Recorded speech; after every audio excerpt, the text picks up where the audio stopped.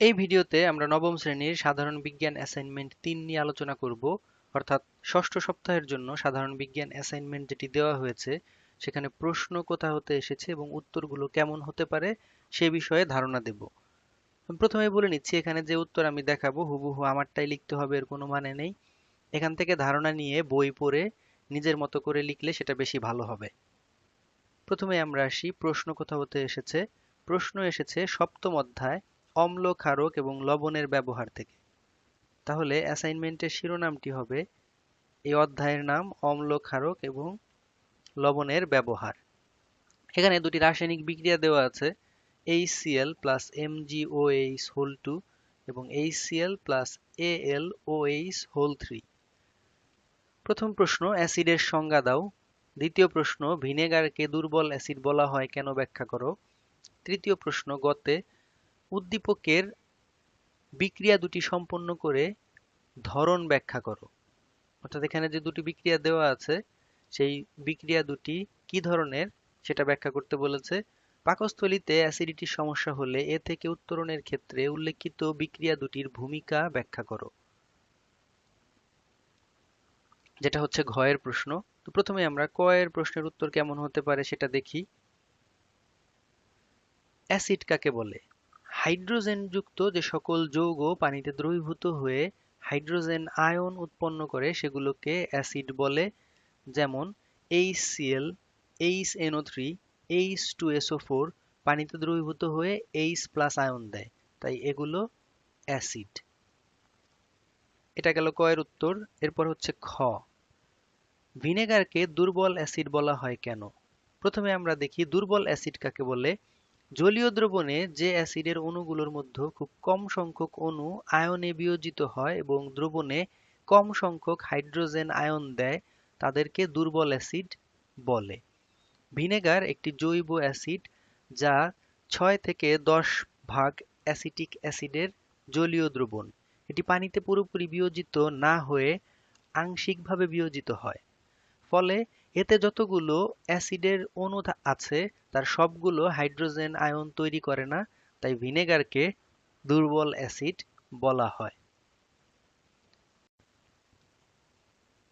এরপর প্রশ্ন ছিল যে বিক্রিয়া দুটি সম্পন্ন করে ধরন ব্যাখ্যা করো।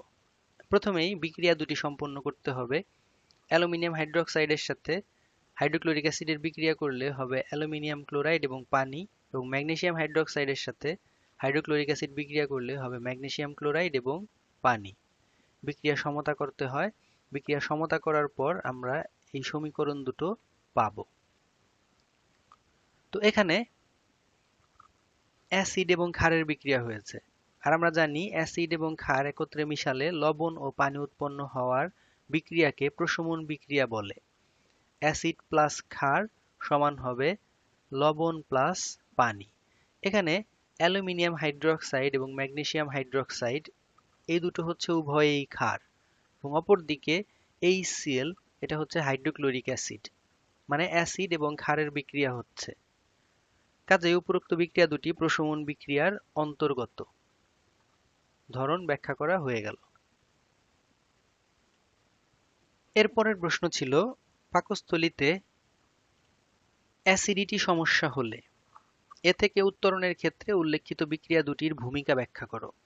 পাকস্থলীতে অ্যাসিডিটি মানে অতিরিক্ত হাইড্রোক্লোরিক অ্যাসিড যখন নির্গত হয় তখন পাকস্থলীতে আমরা বলি যে অ্যাসিডিটি হয়েছে বা গ্যাস হয়েছে।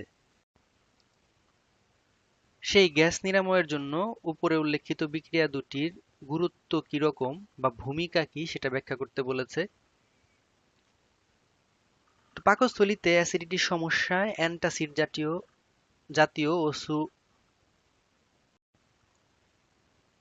পাকস্থলীতে অ্যাসিডিটি সমস্যায় অ্যান্টাসিড জাতীয় ওষুধ দেওয়া হয়, যার প্রধান উপাদান হচ্ছে অ্যালুমিনিয়াম হাইড্রোক্সাইড এবং ম্যাগনেসিয়াম হাইড্রোক্সাইড, যার উভয়েই ক্ষার। প্রশমন বিক্রিয়ার মাধ্যমে এগুলো অ্যাসিডিটি সমস্যা দূর করবে। তো পাকস্থলীতে অ্যাসিডিটি কেন হয়? পাকস্থলীতে খাদ্য হজম করার জন্য হাইড্রোক্লোরিক অ্যাসিড নিঃসৃত হয়। আবার কোনো কারণে যদি এই অ্যাসিডের মাত্রা বেড়ে যায় তখন ওই অবস্থাকে পাকস্থলীর অ্যাসিডিটি বলে। অ্যাসিডিটি সৃষ্টি হলে পেটে জ্বালা পোড়া সহ বিভিন্ন সমস্যা হয়। এই সমস্যা থেকে মুক্তি পেতে হলে সৃষ্ট অ্যাসিডকে নিষ্ক্রিয় করা প্রয়োজন। আর এই অ্যাসিডকে নিষ্ক্রিয় করতে পারে ক্ষার বা ক্ষার জাতীয় পদার্থ, যাকে অ্যান্টাসিড বলে। তো গ্যাস্ট্রিকের ব্যথা বা অ্যাসিডিটির কারণে আমরা যে অ্যান্টাসিড খাই তা হলো ম্যাগনেসিয়াম হাইড্রোক্সাইড এবং অ্যালুমিনিয়াম হাইড্রোক্সাইড নামের ক্ষার। এই ক্ষার অতিরিক্ত হাইড্রোক্লোরিক অ্যাসিডের সাথে প্রশমন বিক্রিয়া করে লবণ এবং পানি উৎপন্ন করে এবং অ্যাসিডিটির প্রভাবকে প্রশমিত করে, অর্থাৎ অ্যাসিডিটির ভাবকে নষ্ট করে দেয়। বিক্রিয়া দুটি আবার এখানে লেখা হয়েছে। তো তাই বলা যায় অ্যাসিডিটির সমস্যা উত্তরণের ক্ষেত্রে উপরের বিক্রিয়া দুটির ভূমিকা অপরিসীম।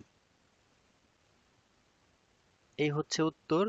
তো আমি আবারও বলছি, এখানে যা উত্তর দেখানো হলো এটা হুবহু লিখতে হবে এর কোনো মানে নেই। এখান থেকে ধারণা নিয়ে নিজের মতো করে সুন্দর করে লেখা সেটা বেশি ভালো।